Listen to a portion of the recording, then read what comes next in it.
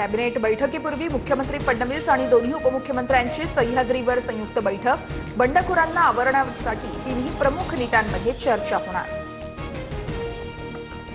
भाजपने महापालिका निवडणुकीत खातं उघडलं। कल्याण डोंबिवली प्रभाग क्रमांक 18 अ मधून रेखा चौधरी तर प्रभाग क्रमांक 26 क मधून आसावरी नवरे बिनविरोध। भाजप प्रदेश अध्यक्ष रवींद्र चव्हाण यांच्या प्रयत्नांना यश।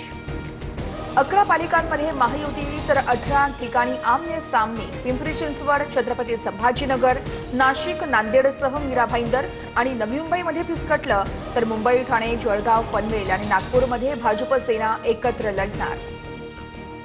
मुंबई, ठाण्यासह सर्व महापालिकांमध्ये ठाकरे बंधूंची युती। नाशिकमध्ये महाविकास आघाडी एकत्र, मनसेचीही साथ तर नवी मुंबई, सोलापूर, जालना, उल्हासनगरमध्ये मविया एकत्र लढणार।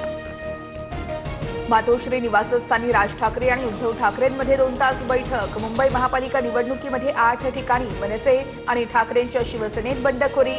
तिकीट न मिळाल्यानं ठाकरे बंधूंच्या पदाधिकाऱ्यांकडून अपक्ष उमेदवारी अर्ज। नवी मुंबई पालिका निवडणूक तिकिटाबाबत मंदा म्हात्रेंचा मुख्यमंत्री फडणवीसांना फोन। नाईक परिवार माझ्या कार्यकर्त्यांना तिकीट देत नाही, मंदा म्हात्रेंची फडणवीसांकडे तक्रार। छत्रपती संभाजीनगरच्या पालिका निवडणुकीमध्ये नेत्यांची मुलं मुली नशीब आजमावणार। शिरसाट यांची मुलगी, अंबादास दानवेंचा भाऊ, चंद्रकांत खैरेंच्या पुतण्यासह प्रदीप जयस्वाल यांचा मुलगा निवडणुकीच्या रिंगणात।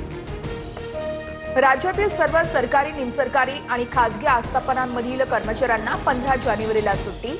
मतदानाच्या दिवशी मुंबई, ठाण्यासह राज्यातील 29 महापालिकांच्या हद्दीत भरपगारी सुट्टी जाहीर।